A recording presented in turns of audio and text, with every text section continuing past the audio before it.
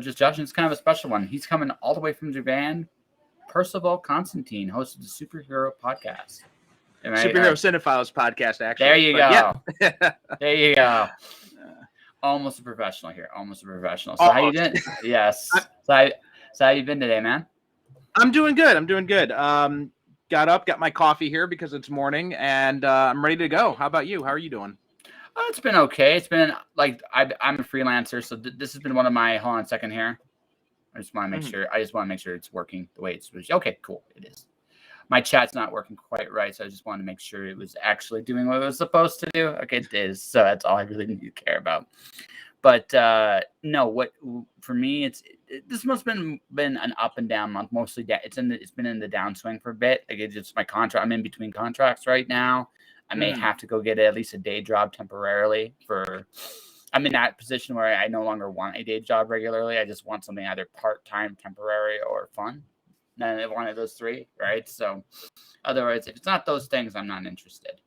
Yeah, I've got mostly part-time teaching gigs, which is nice because it frees up my schedule. But when we get into crunch time, because it's so many different places, then everything comes on all at once. So we just finished finals week. Oh, what are you teaching? I'm teaching I teach at the universities here in Japan. I teach mostly English language classes, but I teach a few classes in like film study and literature as well. That's cool.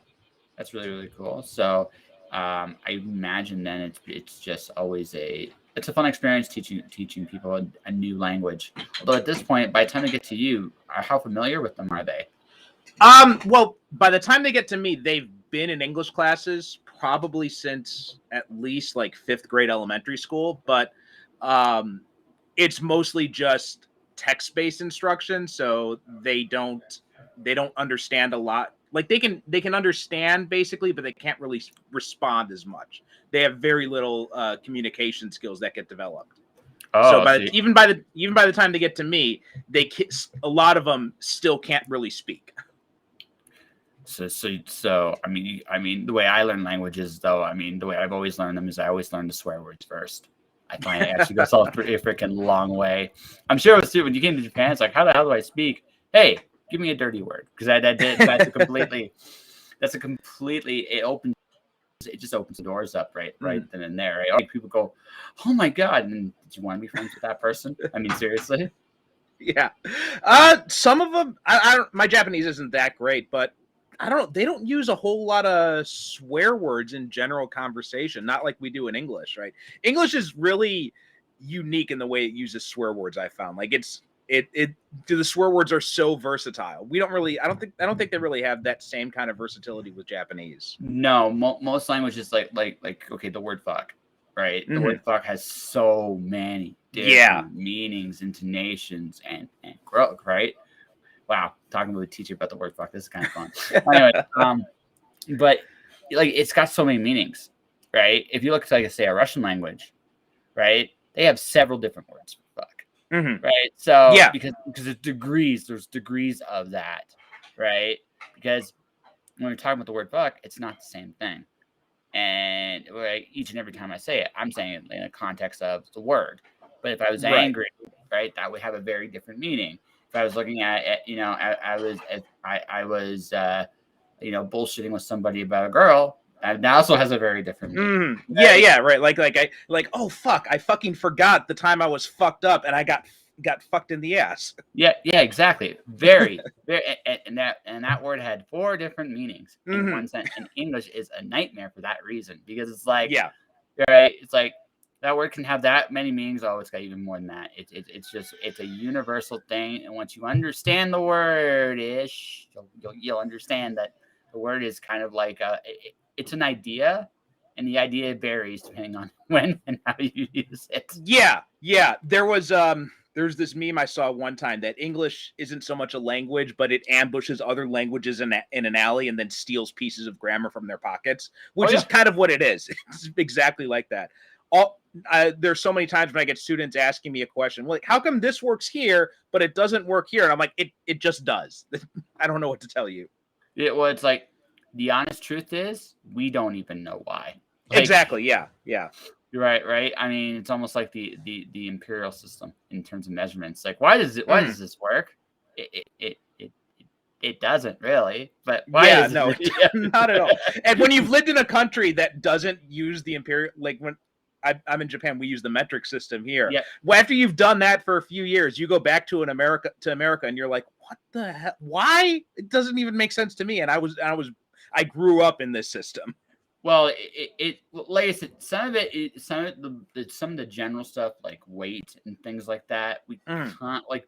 Weight hasn't changed universally. Like pounds is still the way, by and large, we measure things. Right. Countries, right.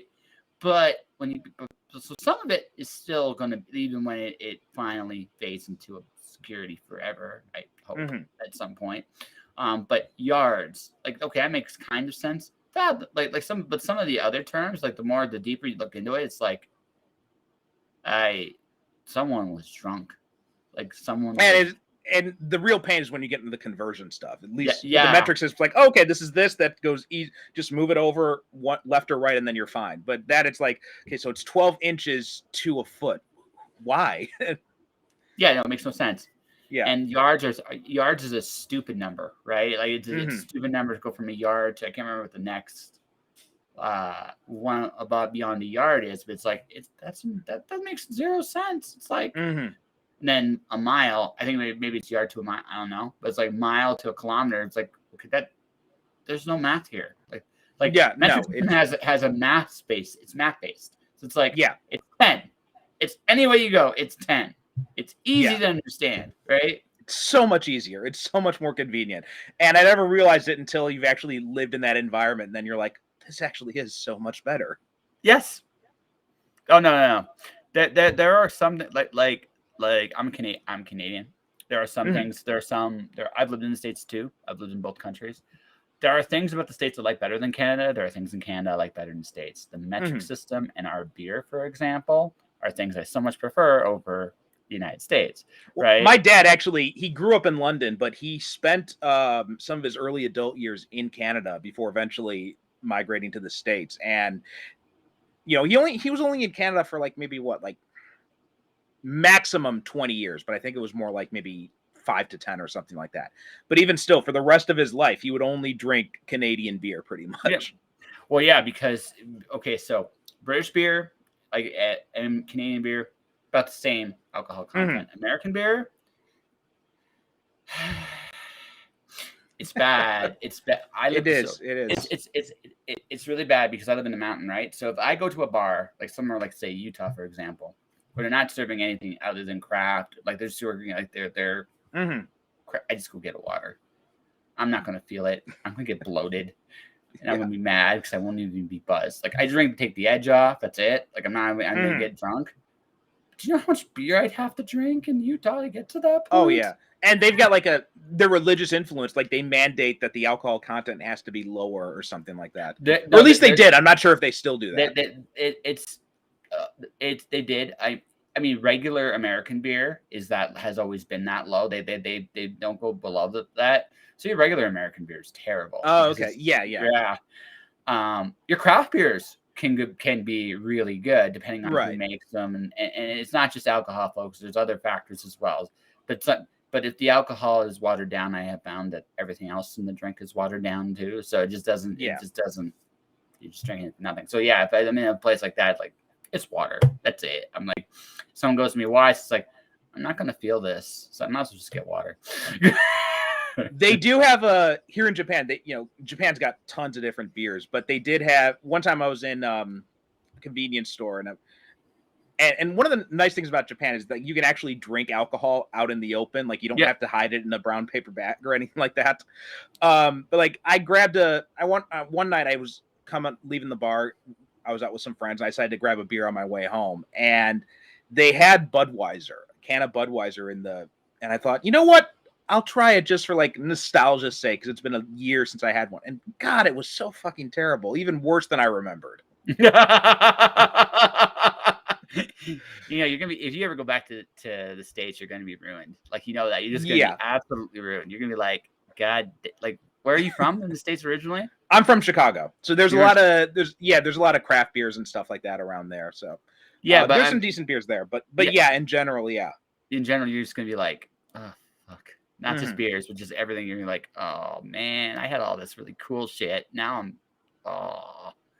Well, I had that experience actually. I went back to this a few years back. I got a job offer in the States and I moved back. And after 6 months, I was back on a plane to get back to Japan because it's just like, some things I do like about the States, some things I do miss. I mean, the variety of restaurants is one thing that we don't have at least in my area of Japan. Like all the different types of international cuisine and all that kind of stuff. You don't have as much of that in Japan. No, but again, it fits their culture though too. Like it does kind of fit their culture. But I would go so far to say that see, for me the big thing about the United States is I think it's really cool is there is so many platforms for you to put yourself out there. I think that's the United States' greatest advantage is they understand the importance of that maybe more than anybody else. Oh yeah, right? Yeah. Right, and I think they're great at that. I think applying that to the rest of the world, it's like this is it might be the United States' best like thing ever. And I say that like as a that's the thing I admire about it. I admire you guys sometimes know how to negotiate better than here. Like that's the other thing too. You're not afraid to call companies and the people out on their crafts. Like, this service sucks. I'm not going to use it anymore.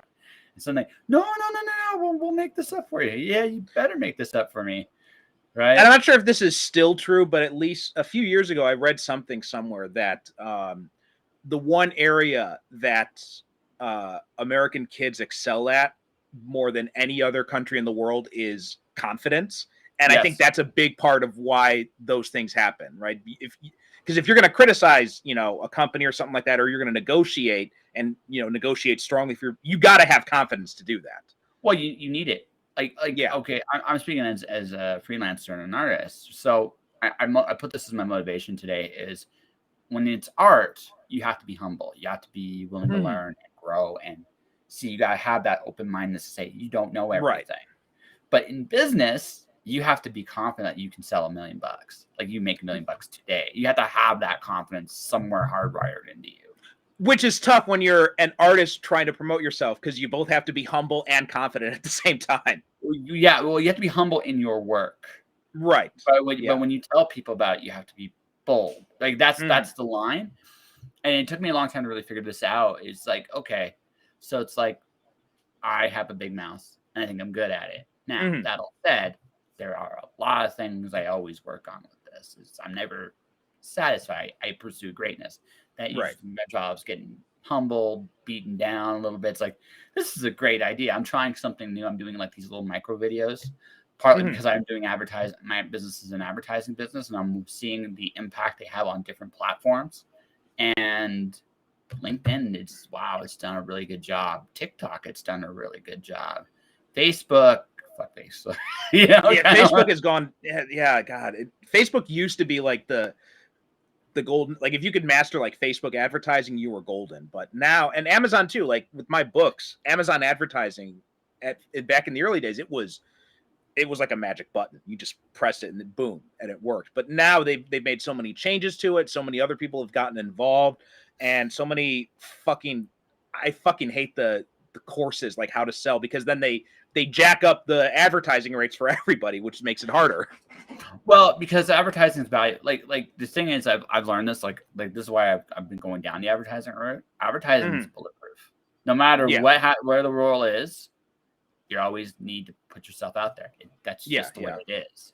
So now it's just about acquiring a reputation. So now what I'm doing is very quietly going, okay, I'm going to show people quietly what I'm doing, and if people like it, they'll buy it. But I'm watching the growth. Like I remember, like my LinkedIn page, I'd average something like 30 engagements. Right now, I'm at 500 in a week. So, and I'm not. The week's only halfway over. So it's like, we'll say, right. So I figured something out with that, and also I'm getting approached by different things now, and it's like, okay, now I'm getting sold too. I always knew that's part of the deal. Like when you make something, it's like, hey, I can help you with what you've made. It's like, no, I'm going to keep going. I'm going to keep building and keep learning and playing with these algorithms and trying to break through. You know what I mean? Yeah. And then But also at the same time, it's just like, this is how you do it. I'm advertising every day. That's just the way it goes. Show up, big part of my day. Like probably 2-3 hours of my day is advertising. It's the business of what you do. Yeah. That's something that's always always been a pain for me, is like the business side of it. That it's just, I know it's something you got to do, but it's just something my brain doesn't work that way. So it's always been annoying for me when I have to do that kind of stuff. No, I get it. It's not your first thing. It's not like, how do you sell yourself, right? Because you got to figure out how to do that. You kind of have, like, as someone that's lived in the States, you kind of have a little bit of that training anyway, because you live in a country where if you don't, no one's gonna know you exist. Yeah, it's just the way it is. But at the same time, again, the natural inclination is I'm more concerned about my work. I don't give a shit what anybody thinks of it. But that's a counterintuitive way, right, of how to advertise. You got to be like, hey, I'm gonna welcome you to my wonderful world of Disney, and this is my stuff. My name is Josh, and this is my crap. So if you like me, support my crap. If you don't like me, well, shrug. Right? Right? That's all there is to it. But but of course, in your country, actually in the world in general, if people don't like you, you seem to get more money from those people. I don't understand that, but it's a lot of complex. The relationships here, I think it's a lot more who you know than anything else. I think in a country like Japan, it's a lot more like social relationships and that, as opposed to self-promotion. Oh, sure. I imagine because in fact I have seen that a lot with, at least professionally, like in like different types of jobs I've gotten. A lot of times, you know, when someone leaves a job in Japan, the first thing the employer will say is, do you have someone you can recommend to take for a replacement? And they will ask internally, you know, to try and find some recommendation internally before they even think about posting a job advertisement.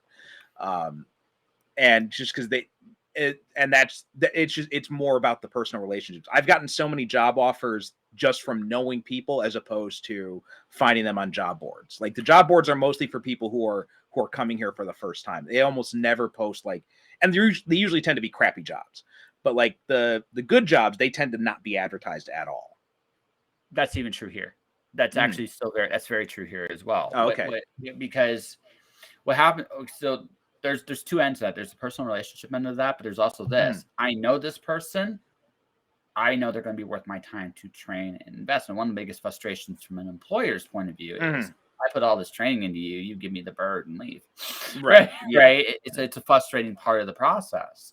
Right. So it's important to develop those relationships in a way that how do I put this? In a way that makes it so that you can in general get along with your employees so they stay, right? But also now when they leave, if you have a good relationship, you're going to trust their recommendations, which makes a lot of sense. It's no different actually in Canada and the United States. It's not to the same level, but I mean, I've gotten like job offers just based on the fact that people know me from the show. Right. There is something about that familiarity. If people think they know you or they're familiar with you, right? When I was younger, I used to hate the idea of networking, right? But it's how the world works, man.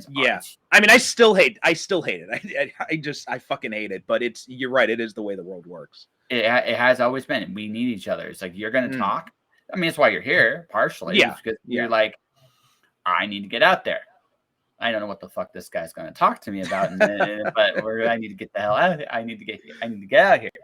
And my show is big enough where it's like, hey, it's a bigger platform. I can do some stuff, and maybe some of that crosses over. Maybe it doesn't. But either way, you're putting yourself out there, which is the important thing. It's business. Like that's the thing. Like, when you're an artist, it actually, as a business person, period, like, that's it. Like, there's your product. There's the relationship you're trying to create. Just getting people's attention. That's it. Yeah. That's all it is. It's simple, but it's hard because it's simple, but simple and easy are not the same things. No, they're not. Many Yeah. people think they are. No, like that. It's not. Yeah. Simple is, hey, I know I can break everything down into steps. That's Right. simple. Right. Easy. I said this yesterday with my last guest. The easiest thing in the world you can do is nothing. Yeah. Yeah. Everything else is hard. Everything else is. Yeah. So, but anyway, let's see here. So how have you been teaching over there? I've been here since 2008. That's when I first came out here, and I was teaching in junior highs and elementary schools for about 6 years or so, and then after that, I transitioned into doing like private schools and universities, which is where I'm at now.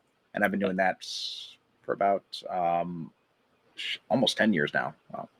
Yeah, and so you're enjoying your career then?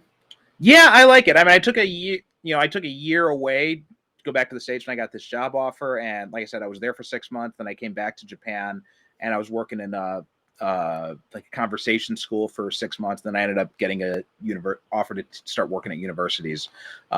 So yeah, it's been good. I really like it out here. I mean, one of the things that frustrates me is whenever people talk about place to live, when they talk about other countries they want to live in, they always think of it as like it'll be a paradise if I just move to that place. No, I mean, there's stuff I love living here, but there's definitely problems here. So there's always things you're going to miss about back home. There's always things that you're going to have gripes about, but in general, I like it more than I don't. That's all you can do with any place you live at, honestly. When you come right down to it, we have the more, by and large, more freedom to do whatever the heck we want in this time, right, than we've ever had in the past. So, I mean, you can choose to live anywhere, but yeah, there's no such thing as a perfect place. Like, right. Like I've lived in plenty of places. They all come with their headaches and problems and gripes. And can you deal with it? Is when you break it all down, can you deal with what's in front of you? Yes, right. Yeah, absolutely. Yeah. And there's some things they got here that make it much more comfortable. Like the cost of living is so much fucking cheaper here than it is in the States. Like we've got we rent a house here for like $500 a month. Yeah. Try finding a house for $500 a month in like a suburban area anywhere in America. In about a year, you might be able to do that. We'll see how bad they. Yeah. In about a year, but not for the good reasons. It's for the right. No, that's one of the reasons why it's so tight over there. It's just because people realize that you don't want your cost of, like, biggest thing going on here is we're going through an economic like spiral. One thing about Japan, although I don't necessarily, they're certainly not perfect that way. You're a lot steadier that way. Well, that gets into a much larger discussion that I'm not really qualified to talk about, but it's a lot more complex. Like Japan's been kind of like in a steady recession for like 30 years. Yes. Yeah, it has and it hasn't. Like it's maintained a certain status quo, and it's never like it hasn't trumped when Japan was poor. I remember this is back in my day. I don't know how old you are exactly. I'm 40. So I'm basically the same. I'm 39. So okay. So you remember when Japan was on the rise in the late 80s? Right. Yeah. So they've never recovered from that fully. Yeah. Right. Ever. Right. I think somehow the U.S. kind of like screwed the pooch on them somehow. Something just tells me like when they should have risen, things happened. But that's a discussion. There's a lot of economic history there that needs to be unpacked, but yeah, that's part of it. There's a lot of other stuff domestically too that were problems too. A lot of it had to do with just like a big thing I think was a lack of innovation was really kind of the biggest thing, because Japan does things by seniority, and it's like the person who stays at the place the longest gets the highest job, and whereas America and other countries are a lot more merit based for the most part, right? You're always going to have, some idiot's stupid cousin who can't even, wipe his ass properly, ends up putting in charge of stuff. But by and large, think it's much more, if you do a good job, you're more likely to get promoted as opposed to just being there for a long time. So I can go back and forth on that one. It depends on the company. Here, It depends on the company, yeah. But I'm overall no, in general compared to Japan, at least. I think it goes back to something you said earlier about confidence, right? And so the Japanese, from what you're telling me, basically, have a very old system that a company is going to take care of you the whole way through. North America does not have that luxury anymore. Like, I know I'm not retiring here. You might retire there. You might, right? I won't. As long as I'm in this part of the world, that will not happen because of the nature of the system here. So what's going to happen? But what that means is, for me, again, that confidence, that mobility, that versatility is much more required here. Whereas over there, yeah, you can get to the top and could be the worst person in charge. Right. Here, what happens is people who have long tenures of jobs is, I've noticed it's a bell curve, like, for lack of a better term, a bell curve. If the organization, especially since our organizations are ginormous in comparison, right? So these big organizations, they know there's no way they can have this like perfect system, or there's no way. So what they do is they try to find the best person they can, and sometimes you get a lemon. But at the same time, if he's still somehow, some way managing to keep the trains running on time, right, you're not gonna ask how he can't tie his shoes. You're just not gonna ask that question because you do not want to drink that much, right? Because you don't want to question your decision. That's the thing about here. Over there, it sounds like you get to those lemons of anyone can long enough can stay there, anyone can become that lemon. Yeah. So it's very much like that's why the remote work has not taken off here, because there's this whole culture of the person who stays in the office the longest is the person who's the most productive. Yes, which isn't always the truth either. No, not at all. Not at all. Sometimes, like, especially especially if you've gotten to the point where you've seen how people's work styles and see how people try to min-max the effort put into a job. It's like, and I imagine that's a big thing down up there. Yeah. Because I've been in some offices where I've seen people, like, clipping their fucking toenails at their desk, and that's considered working. Shrug, right? Yeah. It's like, why ask why? I when I was younger, I didn't understand that, because I still, every once in a while, I get curious. Okay, why does this happen?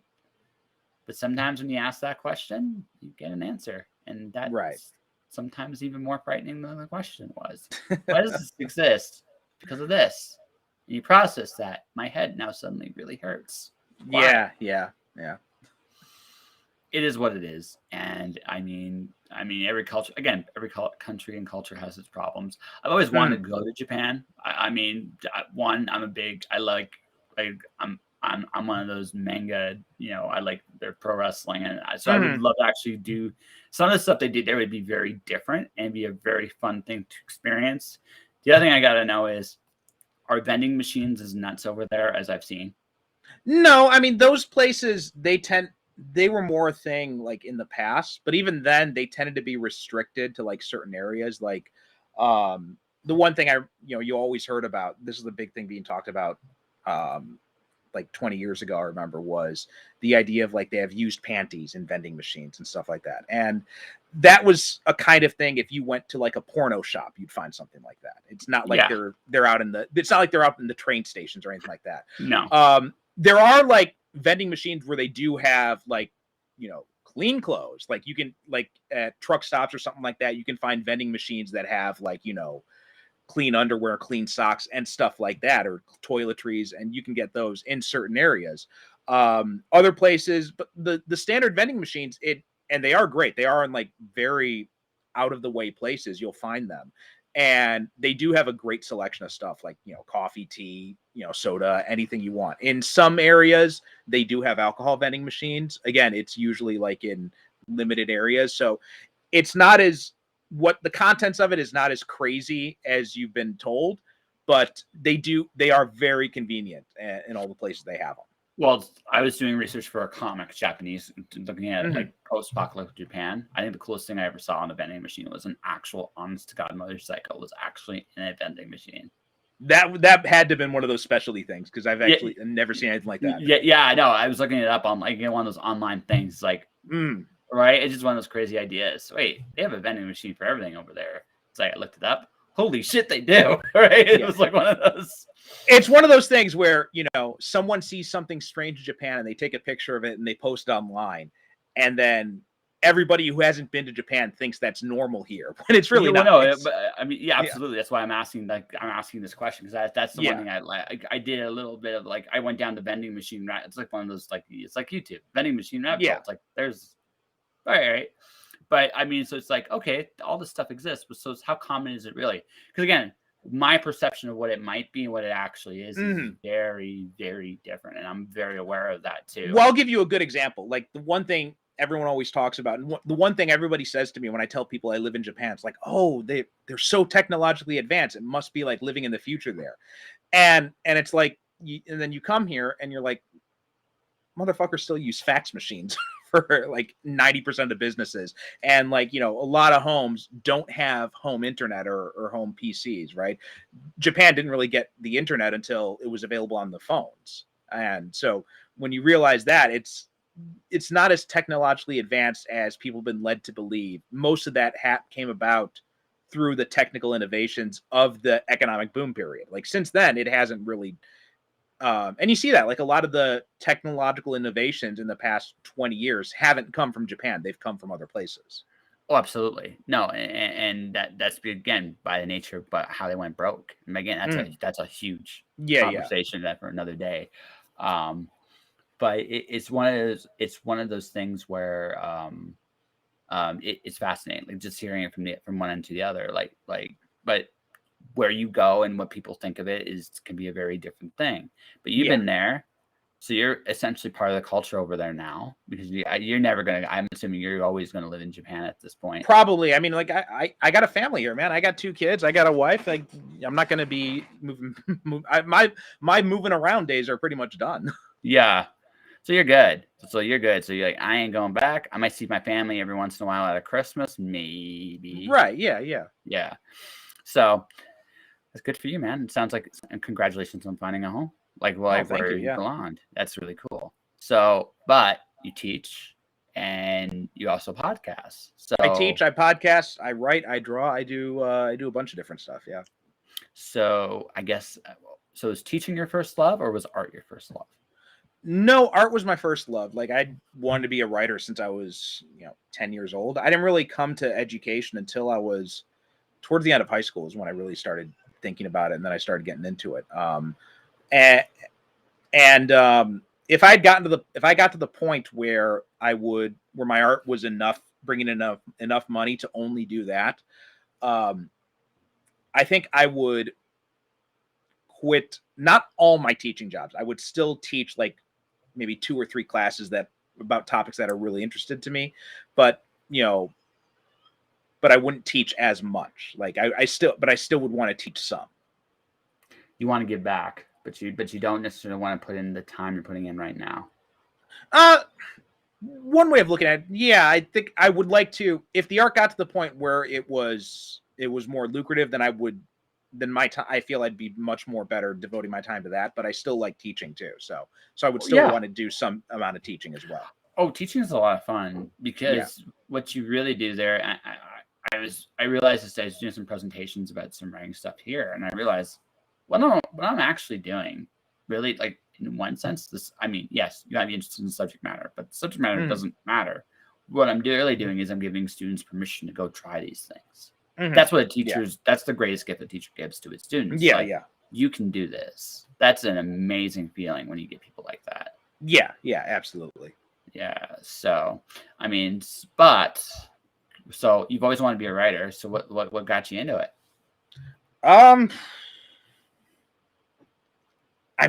It's just something I don't actually remember. Cause like I said, I've been wanting to do this since I was a little kid. So, it's just, I always like telling stories. Like even before I started writing, I tell little stories with like my action figures and stuff when I was a kid and that kind of stuff. I don't know where it came from. I just always was drawn to storytelling for some reason or the other, and different mediums, like all throughout my childhood. Like I would, draw pictures. I would play with act out stories with my toys. I would, record stuff into a tape recorder, just, that kind of stuff, all that kind of shit, and just wanted to tell stories in different ways. And that just kind of stuck with me. So remember, if you think about, did you see Spider-Man No Way Home? I haven't seen the new one yet. Okay, I took a break from Marvel after Avengers Endgame. I was like, I need a break from this. So you do know about the basic idea there. Oh yeah. Okay. So I'm not going to spoil. Yeah. So I'm not going to spoil anything. But there's this one scene when the three Spider-Men, they're all talking about the fact that Tobey Maguire's Spider-Man, he doesn't use web shooters. He has the organic webbing.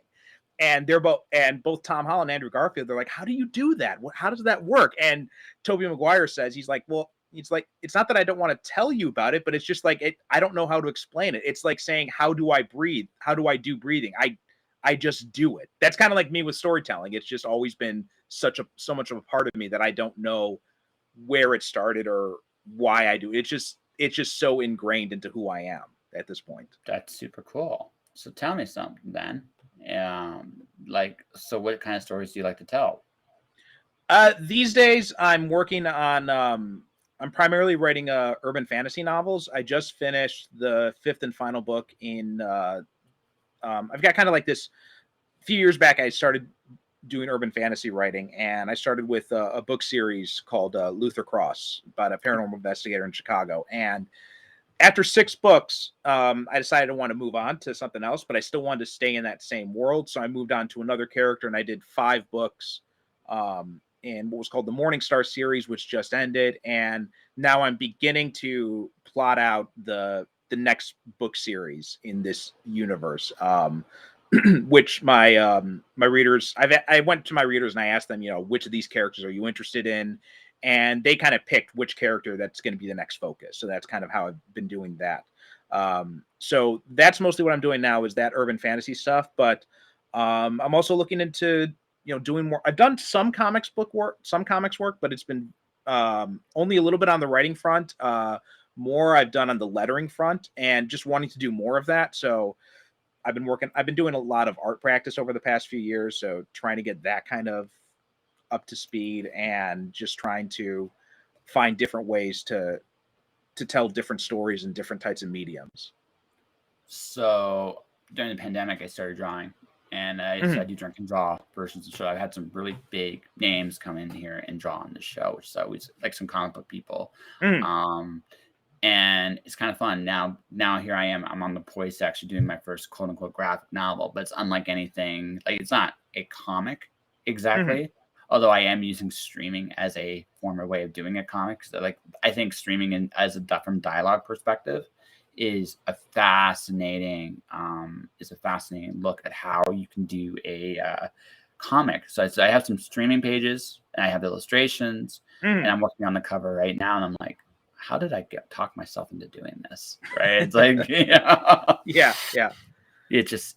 I think you evolve, like anything else. You just evolve with your gifts, right? You start telling stories, and then you're just like, well, why can't I do this, or why can't I do that, or why can't? And suddenly one day you're like, how did I get into all of this? Right? It's just that's just how it happens, right? I mean, I think the streaming has been it's interesting how many artists have gotten discovered through streaming and video and all that kind of stuff, because, and my hat's off to you guys, because to have the confidence it's one thing to show someone your work after it's completed and polished and all that, but to have the confidence to show it to people while you're doing it, that's something I'm not there yet. I wasn't there till 2 years ago when I started to draw. I had a very big epiphany, and it was this. Okay, I might suck. And then I had a question. So what if I suck? Yeah.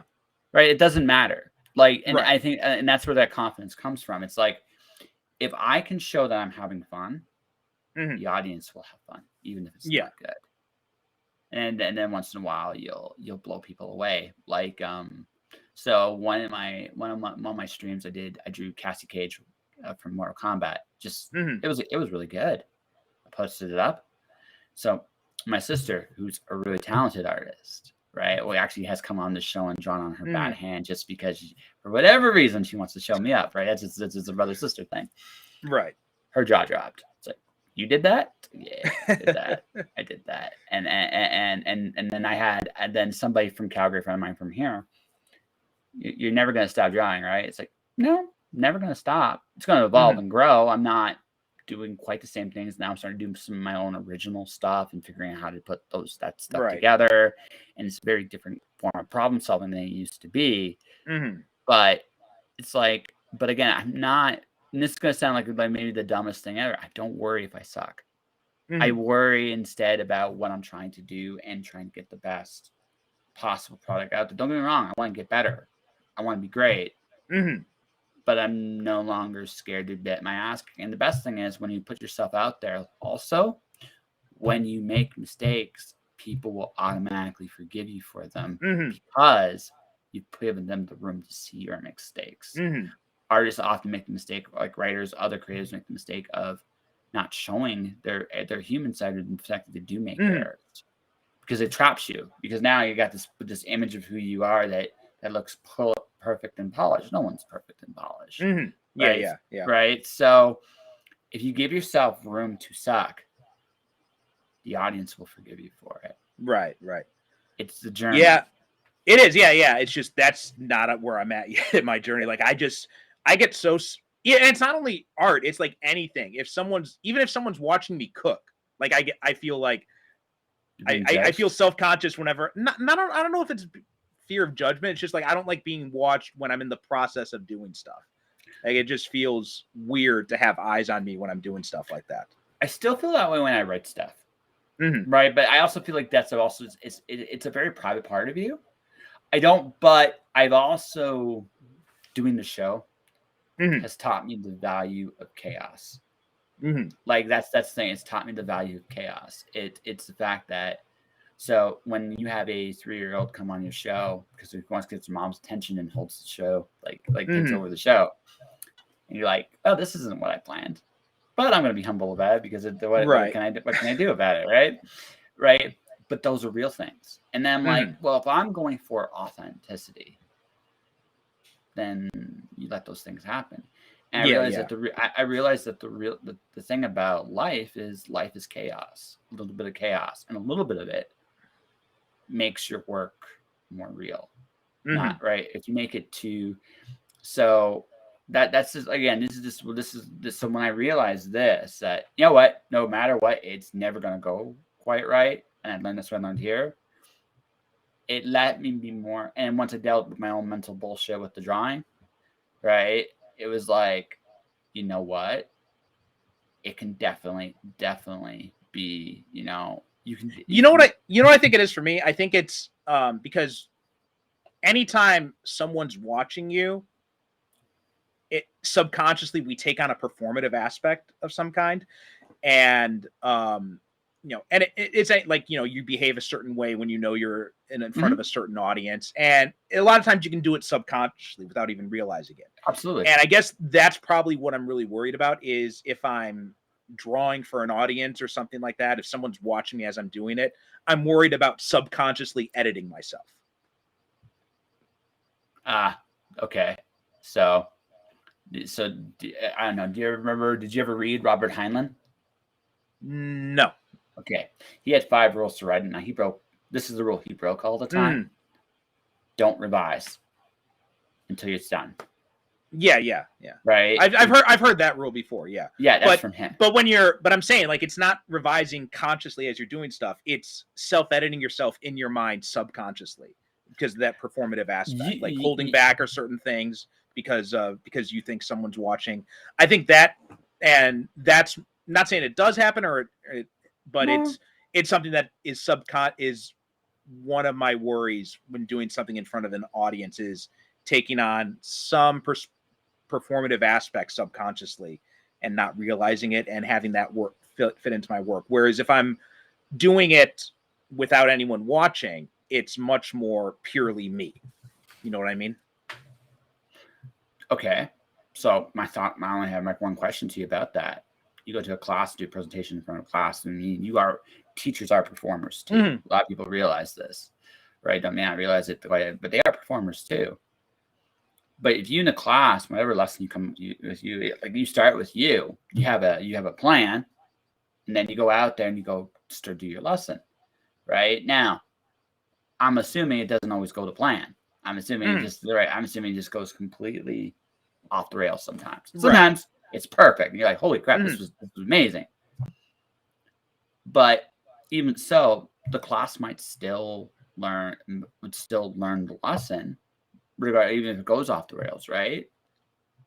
Yeah, but I see that as a different environment because, like you said, teaching is by nature performative. So that's different as opposed to drawing something or writing something and then putting it out there, right? I don't know if it's really that different, though, to be honest with you. Well, for me, it is, because when I'm teaching, I'm not teaching for myself. I'm teaching for them, right? So having that feedback in real time actually helps a lot.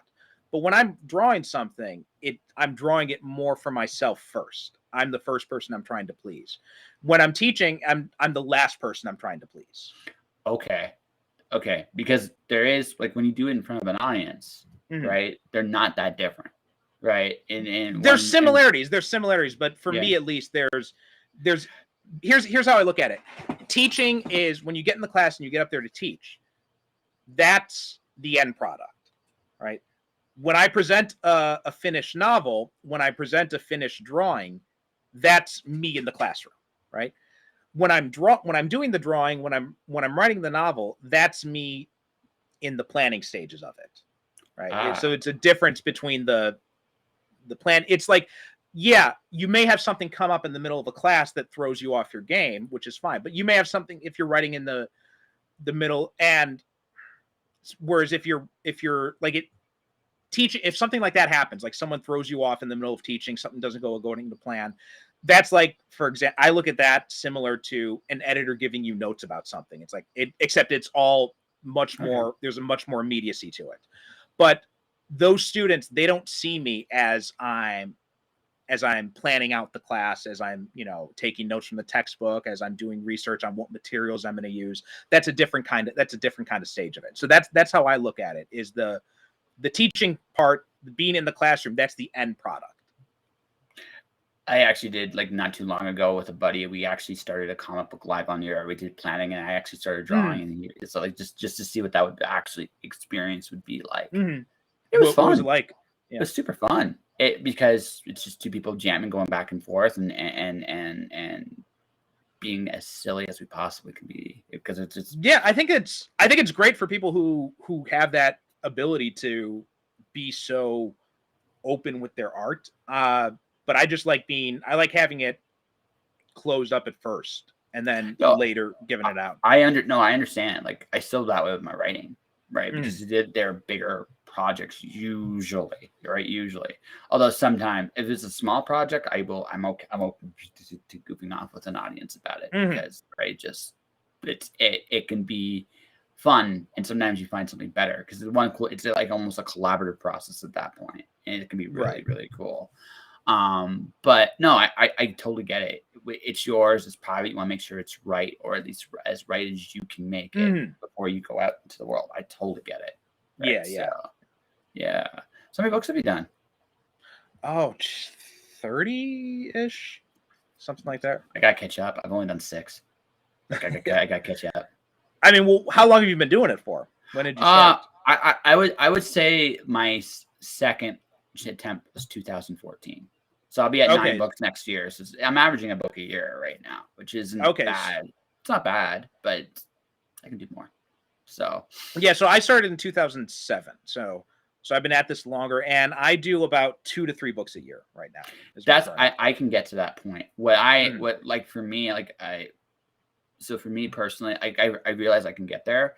My real challenge at this point now is getting myself in a situation where creatively everything's kind of just lining up in such a way that I'm working, being creative, maybe with a significant other. And that's pretty much all I really want at this at this point in my life, and it took me a long time to really figure this out. And also, I mean, I've been doing this podcast for like 7 years, and it's I've done quite a few of these episodes. So, I've been prolific, but not necessarily. But I've been divided, trying to do a day job, this, and I'm trying to like, okay, right. I think I can do this. Let's see if I can really do this. And that's the phase I'm at now in my life. Like, let's see if I can push my way all the way through to where my creativity is paying my bills. Yeah. I mean, that's the end goal, right? I mean, I would love to get to that point. Definitely not there yet, but it's definitely gotten better than it was when I first started out. So like you were saying before, it's that, that incremental thing. You're just doing a little bit better, making a little bit more, and just trying to get to the point where it becomes the main source. Yeah, exactly. And that's it. Like as a freelancer for the last year, for almost a year now, I've been averaging 4 figures a month. That's not huge. That's not huge, but that's not small either. Now I want to get to the next level. And maybe I do, maybe I don't. But I do. I mean, I've hit that point in my life where it's like, okay, let's really see if I can make this in, because I don't really want to do much else. I'm either going to have fun, be creative, or I'm probably any job I get, I will walk away from at this point in my life. And that's just where I'm at personally. Now, if I had a wife and kids, maybe I wouldn't be thinking quite in those terms. Right. Yeah. But yeah, it's definitely a different calculation when it's not just you have to worry about. Oh no, you have to, because here's the thing, right? I mean, you gotta make sure they're fed and clothed and they have a roof over their head. You have to, right? I don't know how much your wife's involved in, but I'm sure she's doing her own part as well. Oh yeah, absolutely. Yeah. Right. Yeah. But at the same time, you also don't want to make them. You don't want to have your kids be like, okay, you can't. If you have a dream, you can't follow through with it. So you guys, it's a really, really interesting, and also you got to do it for you too. Well, also you have to make sure that you have time for them just in general, because it's one thing if you're working a day job and doing your creative stuff and that's your whole life, like going back and forth between those two. But when you have kids, not only are you trying to work for them, make sure they have all that stuff, but also just to have a relationship with them. So you got to factor that in too. Like, no. When do you step away from the computer or the drawing board or whatever, so you can, chase your daughter around the house type of thing. Which is very important for both of you. Yeah, exactly. Right? Yeah, it's very important for both of you. And and when she needs a nap, you might need a nap with her, but that doesn't. Oh yeah, that's happened a lot too. Yeah, it's like, come in, see. In fact, I've used that as excuses to take naps, which is definitely a good thing.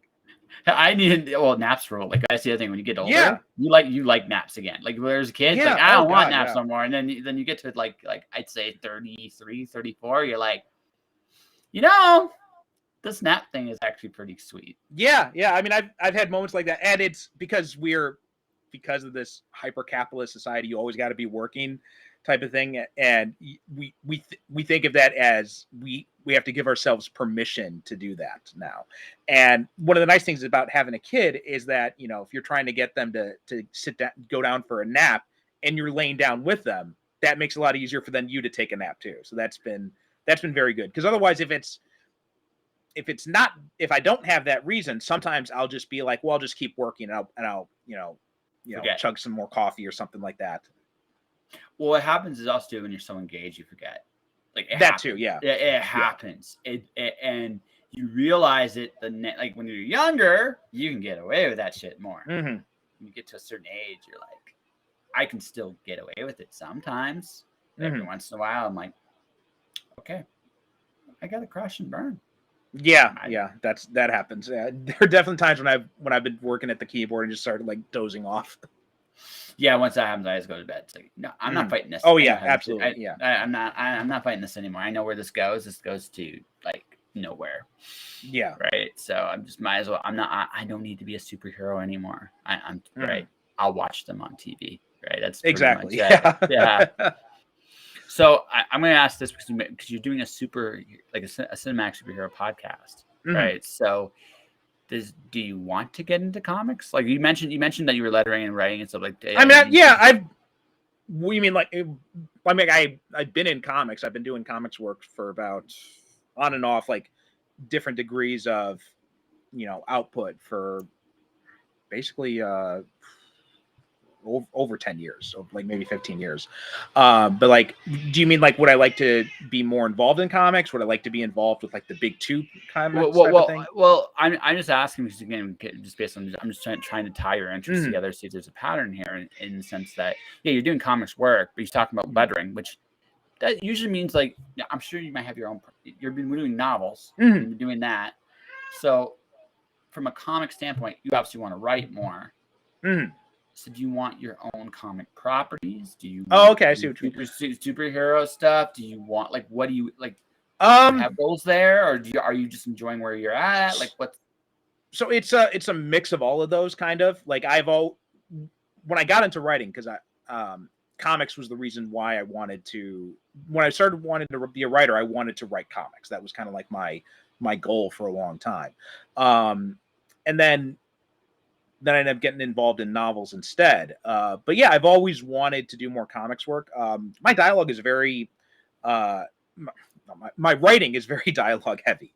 So that's definitely a boon for comics. Like, I hate writing description. Like I hate writing long descriptive passages and stuff like that in novels. Like so I'm much more comfortable actually writing comic scripts than I am writing novels. But yeah, it's just the matter of finding it. Because one of the nice things about I had a guest on my show fairly recently, and he's a comic writer and he's also a novelist, and we had this discussion, and where we both had the same idea. Whereas when it comes to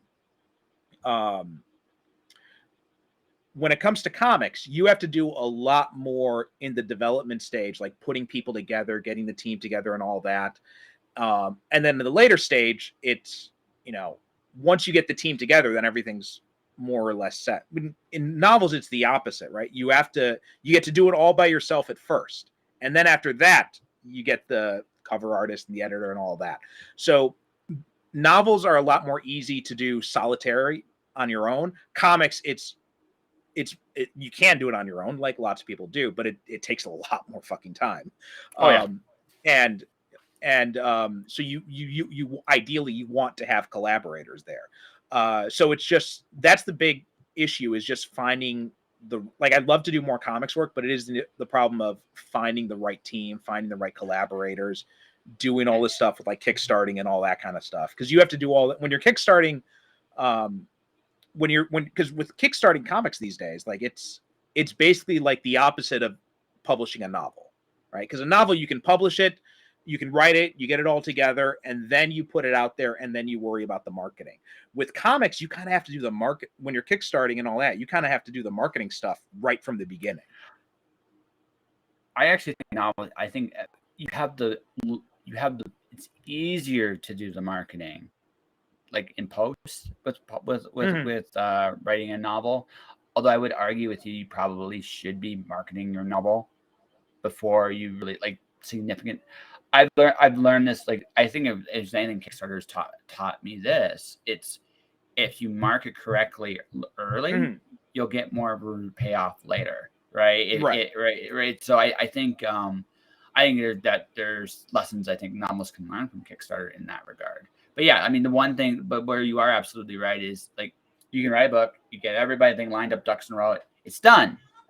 Right now, another thing too is and you're right. You're right. It is good to do the promotion early on with a novel too. But one of the nice things about novels is after the novel's done, right? You can then go back and promote it later. You can still do more promotion on it once it's already out. With the Kickstarter, though, in a comic book, if you don't have that promotion stuff done in the first place and you don't meet those goals, the comic's never going to be produced. So you can't promote it later. So it's much more a requirement to do that. With novels, it's better. It's recommended to promote early on, but it's not. Yeah, but it's not.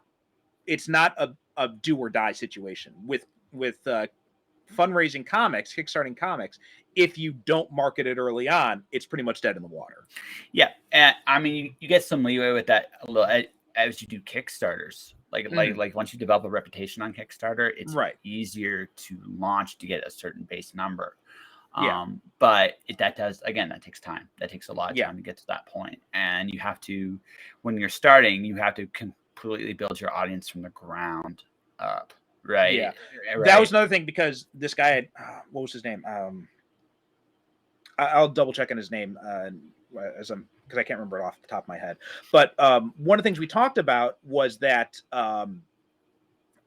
because I asked him, because he's done novels, he's done comics, and he actually did, like, I can't remember which came first, the novel or the comic, but it was one was an adaptation of the other. Yep. And I had asked him, so what was that like? Were you able to get one audience to cross over into the other? Did it make it easier? And he's like, no, basically I had to start from the scratch in both cases. Yeah, because they're two different mediums. Yeah, like Kickstarter. I figured out what Kickstarter actually is. It's a collector's market. Mm-hmm. Reason why comics do so well in Kickstarter is because by nature they're collectibles.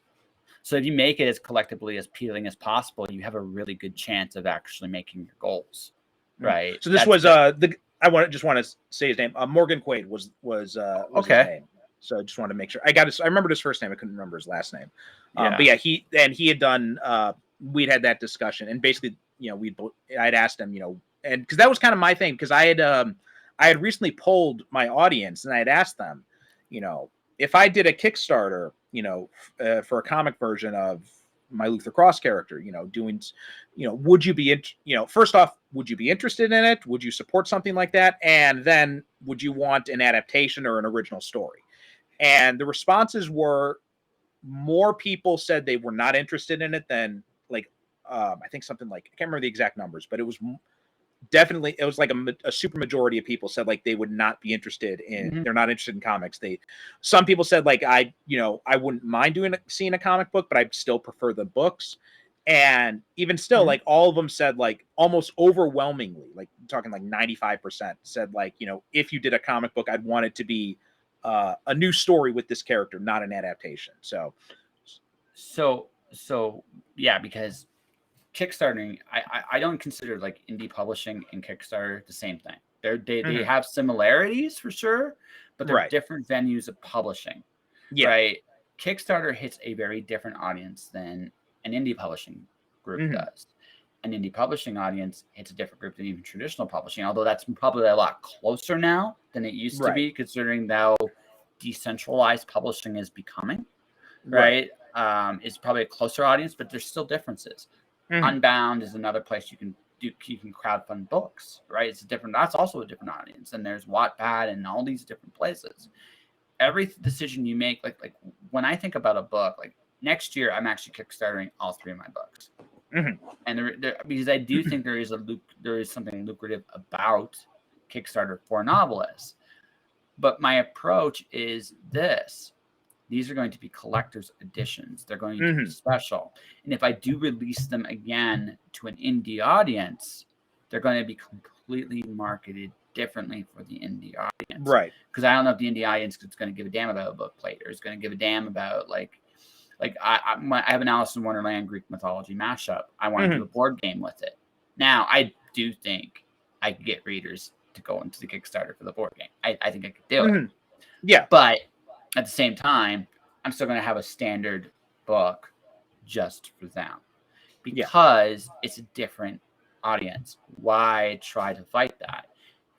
For the most part, I think a lot of those people, they just want the story. And I've seen that. Like there are definitely some readers who, when I put out the ebook and I put out the print version, they'll get both versions.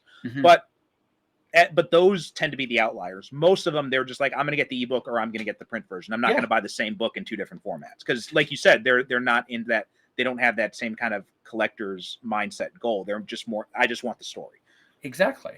So they're not collectors. Now, some of us are like, I'm a hardcover snob. I am a hardcover snob. I like how they feel. Or a paperback snob. Like, I like the slightly larger formats. I think they're more fun. You can do a lot more with them.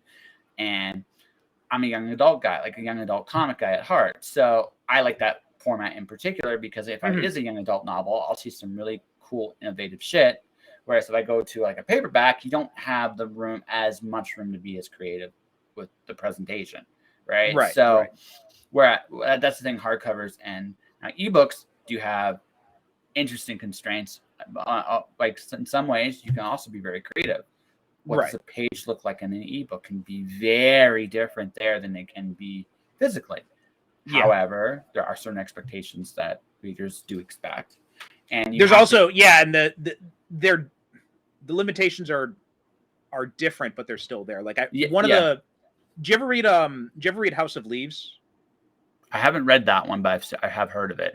It's a really interesting book, but that is a book that you could not do in ebook form. Yeah. Not the traditional ebook form, right? Because just like the way he manipulates text and all that, it's just not possible with the EPUB format.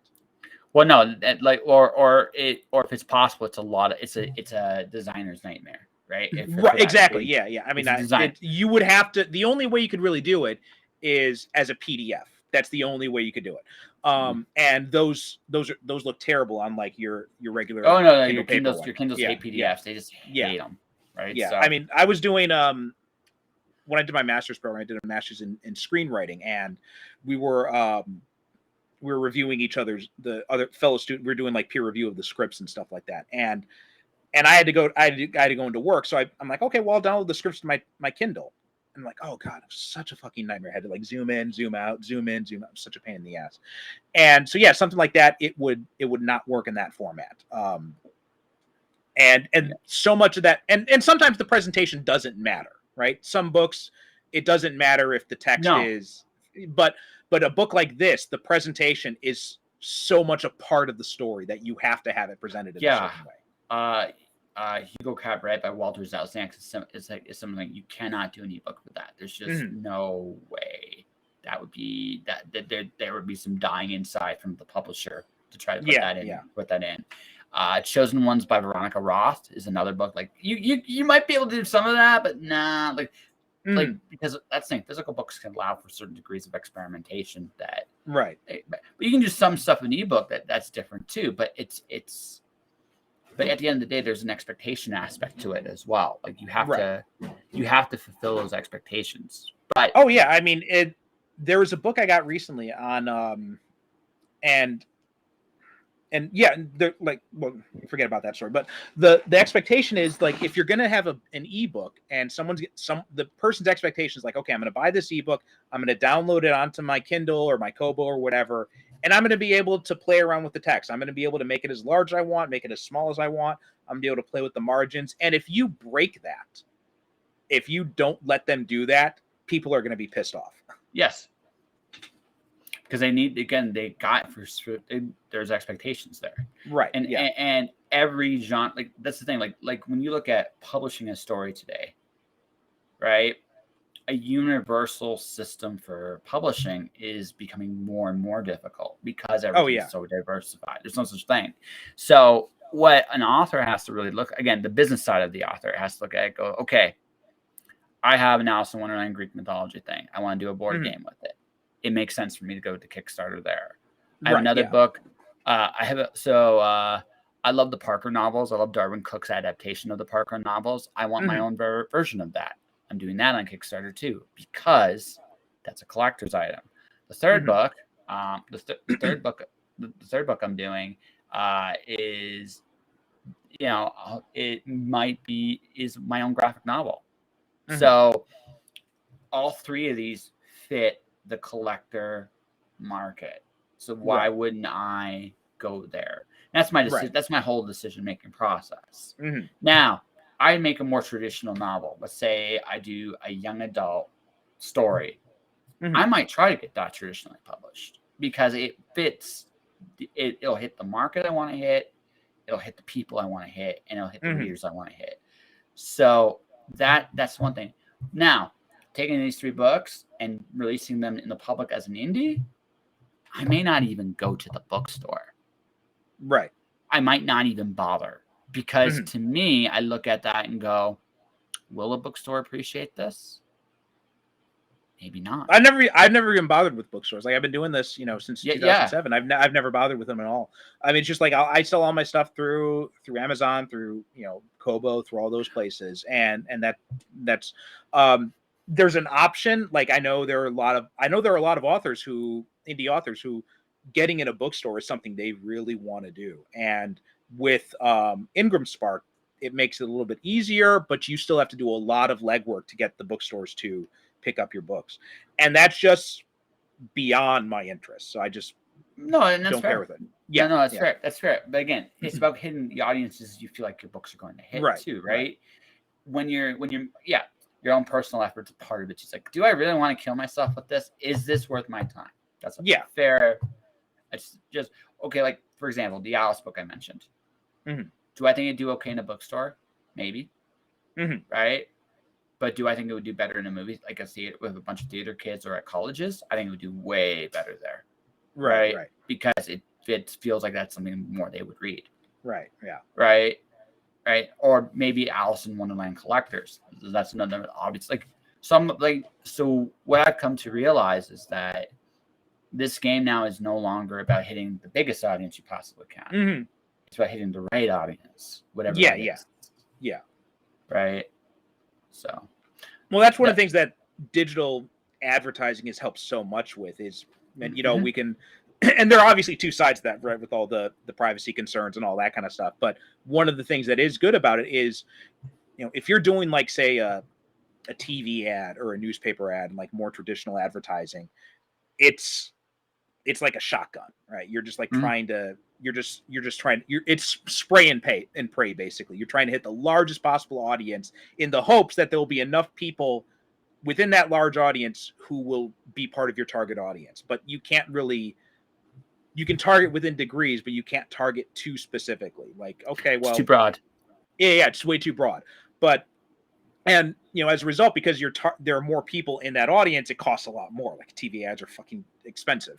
But if you're going with the niche audiences, like you can target people on Amazon, you can target people on Facebook, on Twitter, Reddit, whatever, within these specific niches. So you can go on in Facebook advertising, get like, okay, so I want people who are interested in this and who are also interested in this, but who aren't interested in this and who also live in this country and speak this language. And you can make it as granular as fuck.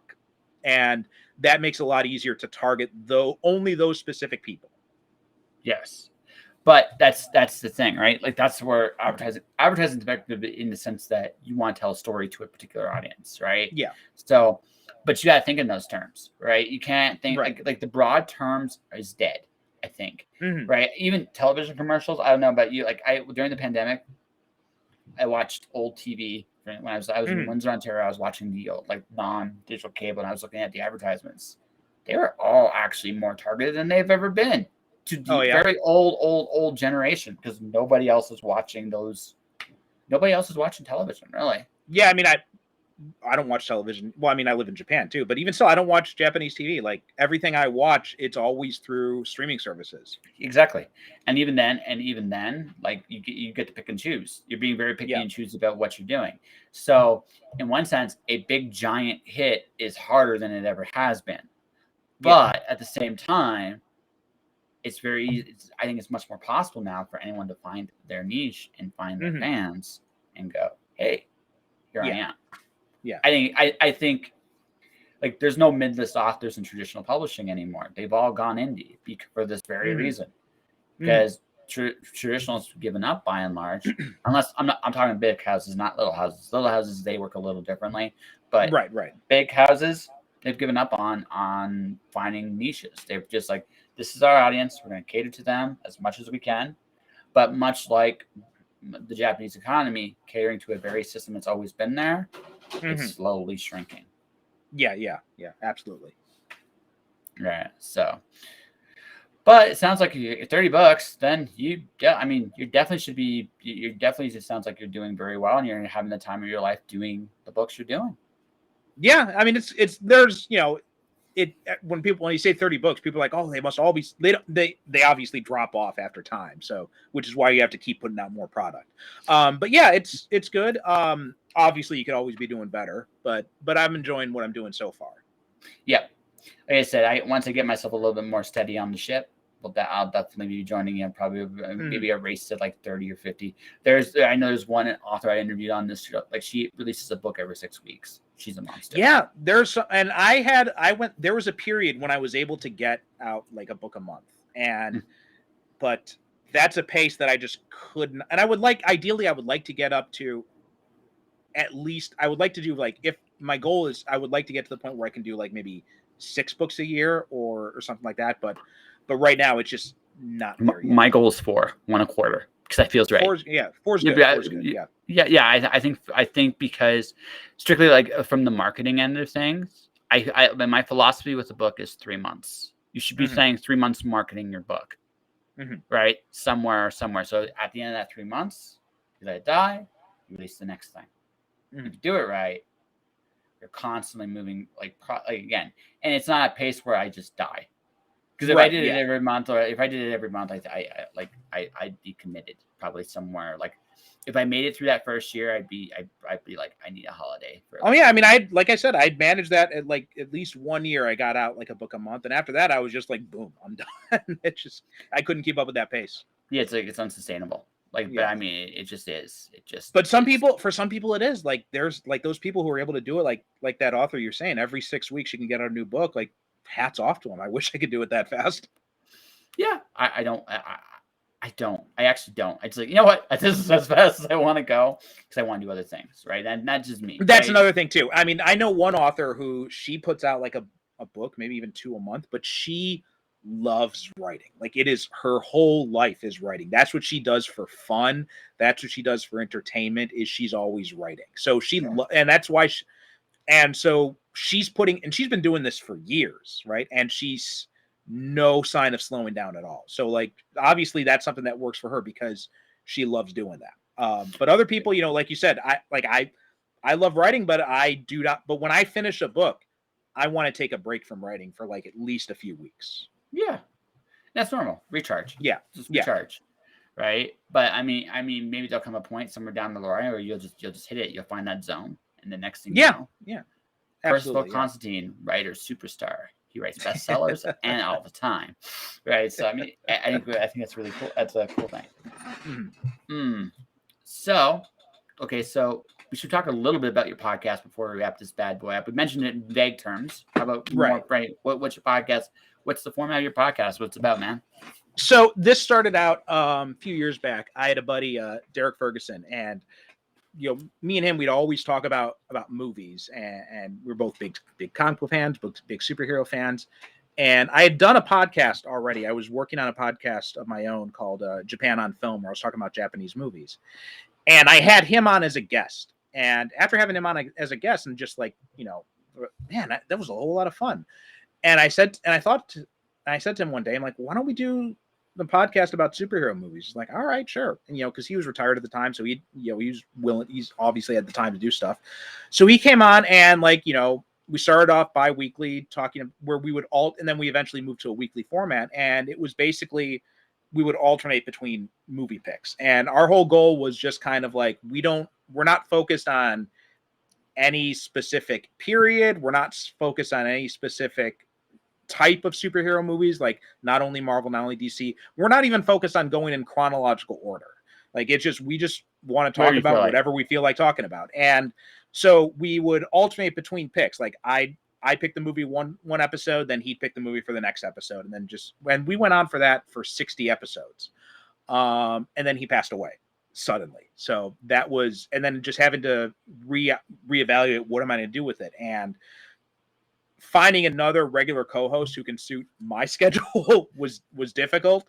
And also just like the guy was irreplaceable. You can't really match that same kind of. So instead I decided to change it up and have different guests come on, and each guest gets to pick their own, whatever movie they want to talk about. And so that's been like, now we're up to, I think episode 112 is the most recent one as of this recording. And so, yeah, so it's been going pretty good. We're doing weekly. I've got episodes recorded up through October actually right now. And it's been a lot of fun. Like, you know, we talk about different superhero movies, get to reevaluate some of my initial opinions of them. Like, you know, we went back and we found some good stuff to say about Batman and Robin even. It's not, I mean, it's cheese. Like it's cheese, yeah. But if you look, our thing was, if you look at it as a modern day version of the Adam West TV show, it's actually not that bad. That's what it was. He was trying to homage the old 60s Batmans. Right. He just went too far, in my opinion, for the average person. But for what he was going for, he succeeded. Yeah, right? Yeah. But then there's other stuff we looked at. Like we tried.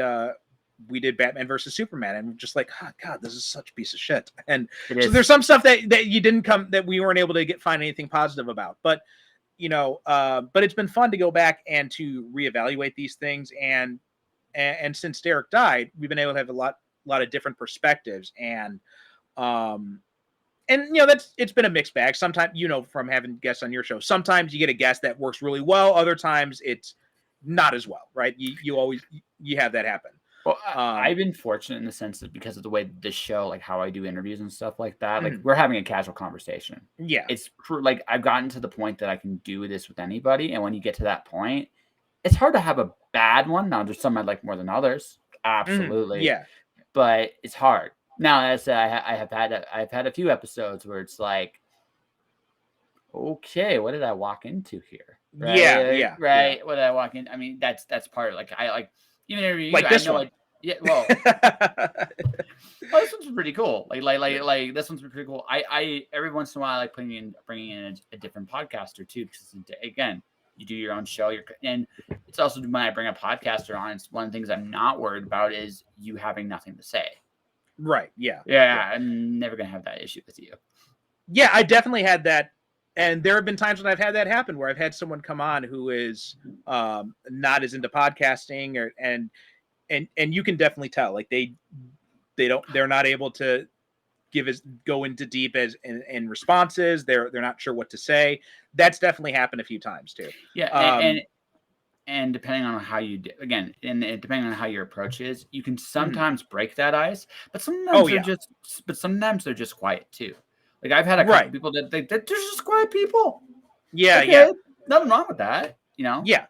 Some people it's not the right format for them, and that's cool. But there are some, we've had some regular guests on that have come back a few times, like one of my most frequent guests, Adam Lance Garcia. He's been on a bunch of times. In fact, we just recorded an episode about the Peacemaker series. Okay. And so much fun talking about that. That series is like wrong on great, but it's on wrong on so many levels. Yeah, and it was so much fun talking about that.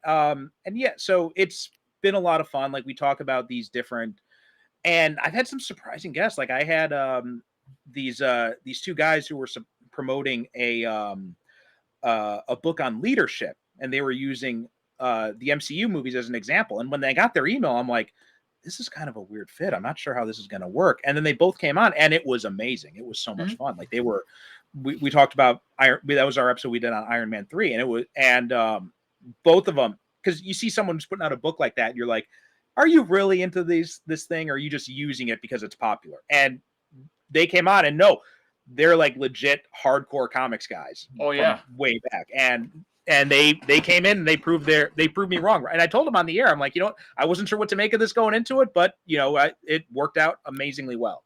You must experiment on your show. Like I said, so I made a comic book live. It's I haven't done a really experiment like this. Let's see how it goes, right? Yeah. Right. No, I say it like that. No, it sounds really cool. Okay. So I have a theory about the DC and Marvel concepts and who they should appeal to. Here's my thing. DC does some of the best animated stuff, period. Does great animated stuff. I think DC would be farther ahead in the movie industry if they focus on the fact that most of their concepts are just wildly imaginative. So instead of trying to make it serious, make it fun. And I think they would be a lot farther ahead if that's what they did. Marvel has the ability to have gravity to it because of the nature of how their characters are created, right? And that's just, so my opinion is if you look at the best DC heroes, let's ignore the Dark Knight trilogy, right? Let's look at Wonder Woman. Why did that one work? It's fun. It's a fun movie. The second one isn't as fun, and also borderline like from an ethical standpoint with what happened there. It was there's some weird, definitely scratching stuff in that movie, right? And I don't blame the cast for that. Just I don't think this works. I just don't think it works. Right? It's not like the guy Steve Trevor took over didn't have a life. He did. Yeah. And that was right? That's a very, very, very, very wrong thing. And but that's just that was my take on that. But if you look at the old Superman movies, you look at when they're fun, they're great. When they try to be serious, DC tends to suck at that.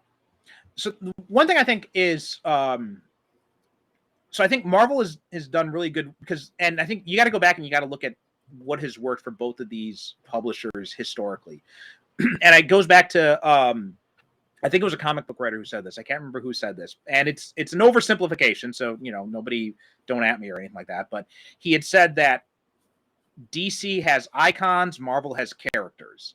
And that's a very broad oversimplification, right? I understand that, but there's a nugget of truth in there. And I think what's interesting is that if you look at Marvel when they started out, and Marvel's best stories are very much tied to its continuity and its, and its history.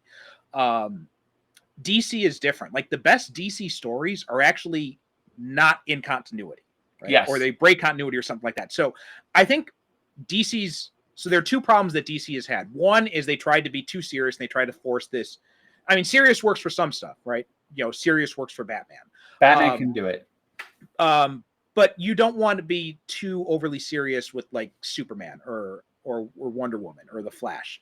And I think that, so one, by forcing that kind of seriousness on it was taking it too far. Another thing was trying to force the shared universe, because I think it's much better if the connections are a little bit looser, because you look at something like Shazam, right? Shazam's a fun movie, and it has some small connections to the DC universe, right? You've got the mentions of Superman and Batman, you've got the Batarangs, you've got the guy in the Superman suit appearing at the end, but those are very small things. It's not, you could take Shazam, completely remove it from the Zack Snyder universe and put it into some new universe and it would still fit, right? It's not so tied to the continuity. You can't take Spider-Man No Way Home out of the MCU and put it into its own universe. It doesn't work that way, right? So I think I think DC should focus on two things. I think first, like you said, adopt a tone that's appropriate for each of these characters. And two, don't worry so much about the shared universe thing. Like have fun playing around with these different concepts in their own kind of universe. I think one of the best things that, I'm not sure if you've watched Superman and Lois, but the most recent season, they fully confirmed that it doesn't exist in the same universe as all the other CW shows did, that it's its own universe. And that opens up a lot of possibilities for it. And it works very well as its own self-contained thing. Whereas something like, I was watching the latest season of The Flash, and now it's gotten so bogged down, and it's not as fun as it was when it first came out. The first 3 seasons of The Flash are super fun. Oh yeah, they're super fun. It wasn't I don't think it's like, if you don't necessarily need an epic show, you need a fun show, especially with something like The Flash. You can have epic moments, and I think 4 and 5 they tried, but now you're like, yeah, you need to clean this up somehow. Well, I think another mistake too is that there's this idea that everything has to be an escalation, and it doesn't. Like you can have a big event, and then you can go back to something small, right? Not everything has to be an escalation. Well, you should. Like you honestly should, because you can't beat it. Like, how do you top that? That comes a question, right? Now, whereas if okay, this goes way back. Buffy season 5, Buffy season 6. There's things about season 6 I really didn't like, but one of the things I thought they did a really good job of is they didn't try to have a big epic story top 5. Right. It's like, we're going to have a smaller story to kind of just, because this big event happened and it changed everybody. So let's have this small story tell these changes. That's the right approach after something like that. Just don't, again, when in doubt, have fun. I think my example I'd use is the Guardians of the Galaxy movies. And a lot of people get really down on the second movie, and I think that's an unfair judgment. The first movie was much more, because they're different types of movies. The first one was much more story focused. It's much more like this big plot line that has to be resolved. And yeah, there's some of that in the second movie, but mostly that second movie is more about the characters and their relationships. Yes. Very specifically in this case, Star-Lord's relationship with his fathers, both of them. Right. Yeah, exactly. And I think I really enjoyed. I think I enjoy the Guardian series. Like when they come back again, I'm going to watch. Yeah. I'm going to watch. Absolutely. Watch it. because they're fun. They're not always the morally the best characters you're ever going to see. I think that's part of the charm. They're all it makes it interesting. Yeah. They're not, like they don't play with a full deck. I'm very interested to see what the relationship like with the Gamora that survived versus Starlight, because that's going to be about the next story is about reconnecting that relationship, if it reconnects at all. Does it? Right? Because those decisions aren't there anymore. Those moments aren't there anymore. So would she still, does true love conquer, or does she, because she wants to forge her own path, do something completely different? That's interesting, right? And that's going to be the big story for the third one. But Guardians, I thought Guardians is very much a relationship series. It is very much the relationship of the characters. The first one, the reason why the first one was a little bit more, how should I say? It's just a little bit more wild. I feel like not the movie, just the Wild Wild West, is because it is the Wild West of the Marvel Universe. That's what they are. Oh yeah. They're gunslingers going into these saloons, going for bounties for all this weird shit that's out there. And you can have all kinds of fun with that. And that's so the first one, that's what the first movie was. The second movie, it wasn't about the crazy bounty this time. This was about something really personal. This was about, Star-Lord's own story, right? Absolutely, And this is about, but not only Star-Lord, but like the other characters too. Like Rocket had a lot of growth to go through in that movie too. Nebula as well, even surprisingly. I was not expecting so much Nebula in that movie too. Nebula was my favorite surprise in that movie. It was my favorite surprise in that movie. And also in Endgame too. I was so surprised by her in Endgame. I wasn't as surprised by her there, because they set the seed. They set the seeds up here. She wasn't her father, and I always knew when we got to the Infinity War, the Avengers were going to get their ass kicked. Like that was that is the only way that movie could go. The reverse hero's journey of Thanos was fascinating. That was fascinating. Got a real glimpse into Thanos' psyche, and it made him really cool in that. But that's in my opinion my best thing. The only thing I don't like about Infinity War and Endgame, it took something like 20 movies to get there. And that's also unfortunately a very Marvel thing, right? So, yeah. But the character beats are always amazing, and her character beats, she was always going to rebel against her father at some point. She was jealous of Gamora, and one where Gamora, not because it was Thanos' favorite, but also because Gamora would stand up to him. And she never had the heart to do that until that second movie. And once she stood up to him there, it's like, no, she's going to stand up to him. And she has to be one of the characters that stands up to him in Endgame. Has to. Yeah.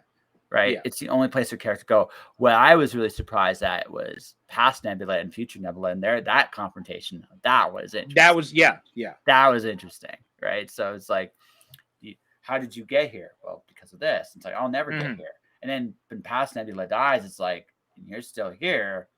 Okay. That's going to be an interesting problem down the line. Absolutely, yeah. But no, like I said, I think Marvel does. I think Marvel gets characters very, very well. They get relationships very, very well, and they don't argue with any of that stuff, which is great. I will probably never watch another Avengers movie again. Ever. Oh, really? I think big events are cool. I really, really like it. But at this point in my life, if I'm going to commit, like I said, I think Endgame is one of the best love letters to the three main actors of the first arc. Like, it is an amazing love letter. I love the payoffs and for all of those characters. But I don't know if I have it in me to do another 20 movies to get to that point. We had talked about that on our show, and this idea, and one of the things Derek had said was if you're good with Endgame as the end of the MCU, then you can just close it up, put it up on the shelf, and then you're done, and that's all you need. Me, I'm fully invested. Like, there have been stuff that's come out since that I've liked more than others. Eternals was kind of a miss for me, but mostly I've still enjoyed it more than I haven't. So I'm still on board for anything they do. Oh, I'm still on board for like individual stories. I think I like that. will like if they're the right ones. I'm very curious about the next Black Panther movie, especially because that I want to see where they go from there. Yeah. They decided not to replace them. I think that's a very bold choice. Now, what are they going to do with it? That's also very, that's an interesting question. It's a hell of a hook to go see that movie, right? Even without, they actually don't have to say anything about this movie. Anything, and people will watch just to see what. Oh, yeah. Right. That is a golden opportunity for them, and I'm very curious what they do with it. I thought Love and Thunder was a little too comedic in spite of some of the stuff at the end. It's a little too comedic for Thor. I think they need to take a little bit more gravity there, but still was very fun. Guardians, I agree. Yeah, I loved it. I thought it was fun, but yeah, I do agree they could have toned it. They could have taken a step back a little bit. A little more gravity would have gone a lot farther. Yeah, especially with Jane. It would have made Jane's situation feel like there's some real tension there, and they didn't. Movie never had that. No tension, really. And again, it's a fine movie. It's not bad, but it's not. It's better. It didn't strike the same balance as Ragnarok, I felt. No, whereas Dark World, no, because Ragnarok, what Ragnarok was able to do was Thor had grown. You saw Thor's growth. You saw it because. And the scene that saw of all things was the elevator with Loki. Like that whole Loki scene when Loki tries to betray him again. Right? It just you saw the difference between where Thor was and where Thor and who Thor is. Right? And I love that. It's my favorite scene in the whole movie is that scene because that is who Thor has become. Now everything else, I love the parallels between him and Odin. I actually wish they kept the eye patch. I do too. That was one of the things I didn't like about Infinity War was they got rid of the eye patch. Yeah, because I thought it was he's much more interesting, like the analog of he's a lot like his dad in the sense of I also like Thor's solutions are very Thor. And that was that was the thing about Ragnarok. It went back to the first movie. He's destroyed the bridge because he saw no other way to save these people. He's like, even though it cost me the woman I love, all that stuff, this is the only way I know how to stop this. Yeah. So we did. I thought that was an amazing. It's very Thor, and so I think Ragnarok honored that. This one, it's a little like it's better than Dark World or whatever the second movie was. Like it's better than that was Dark World. Yeah, but it's not like so. I'll put that like Dark World is the worst of the Thor movies, but yeah, it's. Love and Thunder, I would probably put like above it, but below Ragnarok and the first Thor movie. Absolutely, yeah. So, my guilty, I wouldn't say guilty pleasure. I'm not sure where I would put it with the first Thor. Actually, I would probably have to watch it again before I'd make that judgment. Right now, I probably have it about tied right now with the first Thor movie. Ragnarok is obviously the best one though. But yeah, it's the best of the Thor movies. Definitely. It's definitely the best one. The first one, I think, has a very solid foundation. I like the fact that they moved away from the Scooby Gang. Like, they had to do the Scooby Gang thing. In the first one, it's like, but it is what it is.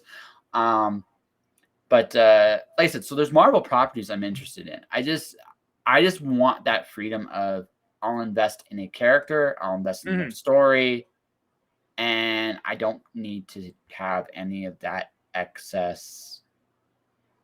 I just don't want it. You know, this is where I am. It'll save my pocketbook a little bit, but also it's just I don't necessarily. I'm not. I think as a feat, the Avengers, like from Avengers from Iron Man to Avengers Endgame, is an incredible feat. Yeah, I don't want that to be the norm. Yeah. That's just me. That's just my take on it. So. No, and that's fair, and that's something. Friend of mine had said this just the other night. He was talking to one of his students, and his student said that at this point he feels like he can't really watch any of the new Marvel movies because he hasn't seen all the other ones, and that's a fair criticism, right? And I think at this point it's either you're all in or you're not. I think that's kind of where. And if you're gonna make me choose, I'm out.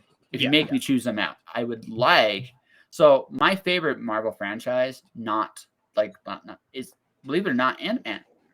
I think it's one of the Ant-Man, It's a silly one, but it's basically it's a heist. These are heist movies disguised as superhero movies, Right. right? But they don't feel like they're part of anything. Mm-hmm. So I can get that, enjoy it, and I can put them on the shelf. Yeah. Marvel needs those. If Marvel has those, they'll be fine. Mm-hmm. If they don't, they might be able to get all the way to the second experiment. They will not get to a third. I mean, time will tell. We'll have to see, because I'm not even sure if we know how they'll be doing it, because some of the TV shows, they haven't been tying in so much into the larger stuff. Loki to some extent, WandaVision to some extent, but Hawkeye was pretty self-contained in just that series. Moon Knight was very self-contained. Ms. Marvel was pretty self-contained as well. So I think it seems like, if what I'm seeing is correct, and even still, like some of the movies too, like even the Shang-Chi was pretty self-contained as well. Yeah. Eternals as well. Yeah. As long as so I think it seems like, I think they're going to be doing those two tracks, where if they want to do those more personal stories, I think they might be saving those more for like the streaming service, whereas the movies is going to be more like, in comic book terms, the movies are going to be more like the big event comic books. Yeah. Well, or because here's the thing, like Marvel had this tendency in the comics, like I'm trying to find a single Marvel comic book to collect right now, just one. Yeah, that's damn near impossible right now. It's like, because it's like, I look at X-Men. Okay, there are 12 X-Men books. I want Venom. There are 4 Venom books. So I think by default, if I'm going to do this, it's going to be Ghost Rider, because it's the only one that has one book. I just want one book, right? Because I want to do it, but you got to give me one. But the fact is that there's like 12, 13, like you tire you break your own market, and that's right. and I think it'll take longer to do it in the movie theater, but it's a very Marvel. That's the other, but it's one of Marvel's habits that, like, I hope you don't keep it up. I hope you just one and done. Occasional cool event here and there is fine, but don't make it. The first time was cool. Please don't do it again. Right? Yeah. That's fair point. Yeah. Anyway, so what's been your favorite movie of the podcast? God, that's a tough one. I mean, we've done 112 episodes so far. Yeah, absolutely. Just scan through the list and see if anything jumps out at me. I mean, Endgame was obviously very much up there, but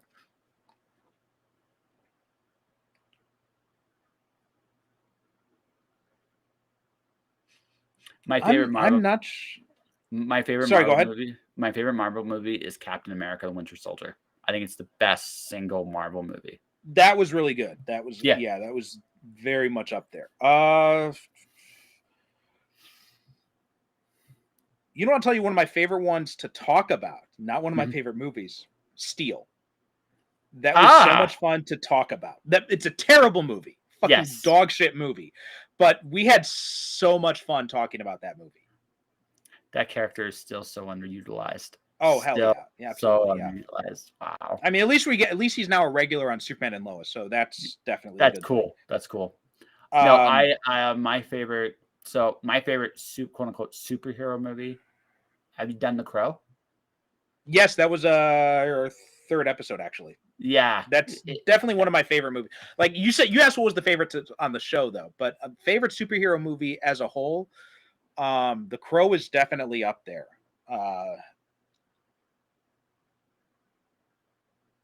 Winter Soldier is definitely up there. Endgame is definitely up there. It's hard to pick one, though. It's hard to pick one favorite. Yeah, no, that's fair. So the last question, and we'll start to wrap this up. Is it better when the movie's good for the podcast, or when the movie's terrible? It's a combination of two things. Because I've definitely had times where I've had a really good movie, and I mentioned Adam Lance Garcia, who's a guy who's come on a lot on the show, and we've had very long discussions.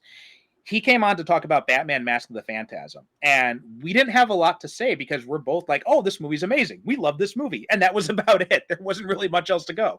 But so I think you need but at the same time, I'm not someone who only likes to talk about the negative stuff. Like, as much fun it was to bash Steel, I don't want that to be the regular thing, because that's just not fun for anybody, I think, where you're just constantly, bad mouthing stuff. The So joke is old. Yeah, you want something with a balance. You want something where there's some good things in there that you can latch onto and you can talk about, but you also want some stuff that you can criticize as well. I think that's kind of the sweet spot. Man of Steel is a really good example. Again, Adam Lance Garcia came on to talk about Man of Steel. That's a movie that has a lot of good things in it, but a lot of really terrible things. And so we were able to get a lot of discussion out of that. Spider-Man 3, that was another one. Has good and bad stuff that you can talk about in there. So I think when you have that balance, that's really when it's the best. No, that's fair. That's really, really fair. Bad movie request. I don't know if you'll ever make it through whole. The worst superhero movie I've ever seen is Blood Rain. No, I haven't. We haven't covered that. Haven't seen it yet. So, if you ever decide to do it, God help you. First off, the second. And if you take my suggestion, I am so sorry. I like you, but you want to see like how bad a superhero movie can be, because it's oddly a really decent cast. I think Uwe Boll directed it, so it gives you an idea kind of what Michelle Rodriguez, he screwed that up. Like that's like, so there's an appeal to that. But no, I think you're right. I think the best ones are where they're good and you can have a differing opinion of what you like and didn't like about the movie. Those are the best, because those are the best discussions, because like I said, there's like Mask of the Phantasm might be the best Batman movie. Oh, absolutely. Ever. Hands down, yes, best Batman movie ever made. Absolutely. Yeah. And it's a perfect movie, basically. There's like no criticism to be had about that movie. Not really, no. I mean, you can nitpick a touch, but I mean, whatever. I mean, it is a perfect Batman story. I have a soft spot for the Batman Beyond Return of the Joker. That's fun. Was a good one, but that was another one too. Damon Thompson came out to talk about that one, and again, that was another one where it's so good we didn't have a whole lot to say about it. because it's perfect for both characters, right? When a movie is like it bats 1,000, the only thing you can talk about there is why it's so good. Not that it's good, but why did it work so well?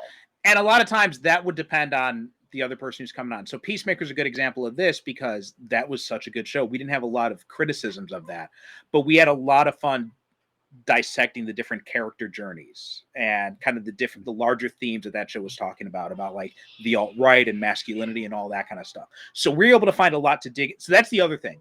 Not if you can find something that's really good, but there's a lot of different layers to it that you can explore. Yes. No, and that's very important. Well, Percival, I think we've had an interview here. What do you think? I think so too. I think it was a lot of fun. Thanks for having me on, man. Oh no, dude! Thanks for coming on. We talked everything from Japan to beer to just traveling expectations, and we end up with your podcast, which I think is a good way. So, where can people find your podcast? So, my personal website is percivalconstantine.com. That's where basically central hub for everything. You'd find links to my novels on there. You can find links to my DeviantArt, or you can just go to deviantart.com/PC812. You can find links to my social media on there. Everything is kind of all linked directly through there. If you just want to go straight to the podcast page, that is superherocinefiles.com, or just Superhero Cinephiles. It's on all the podcast providers. For whatever reason, my chat decided to malfunction, which is wonderful, which means that I can't post it properly here. This was lovely, so I can't even post my stuff. So this is what we're gonna do. When this goes off the air, you're gonna just email me all your stuff, and I'll do a proper thing. Everybody, check out Percival's show. Check out his book. Oh, and what's your most recent book release? That is Lucifer Forever. It's the 5th book in the Morningstar series. If you want to start off from the beginning of that series, it's Lucifer Rising was the first book. The first book in the whole universe was Devil's Due, and that was in the Luther Cross series. Again, you go to my website, you can find there's a there's a banner that pops up right at the top of the page that takes you right to those books. So you'll be able to find it very easily. So definitely check out PercivalConstantine.com for both the podcast and his books. And in fact, there's a free prequel book. If you go to the website, you'll see an ad right at the top of the page where you can get a free book which has a bunch of short stories and a short novella featuring the Luther Cross character, and that's a perfect intro into this universe. Absolutely. All right, folks, that will do it for this episode, Just Joshing, and I will be back Friday. But until then, folks, stay inspired, keep shining in the dark, and I'll see you guys next time.